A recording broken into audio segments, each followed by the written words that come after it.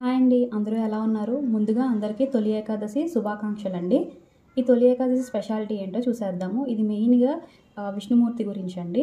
ఆషాఢ శుద్ధ ఏకాదశి నుంచి 11వ రోజు అమావాస్య తర్వాత 11వ రోజున మనం ఈ ఆషాఢ మాసంలో తొలి ఏకాదశిని సెలబ్రేట్ చేసుకుంటామండి.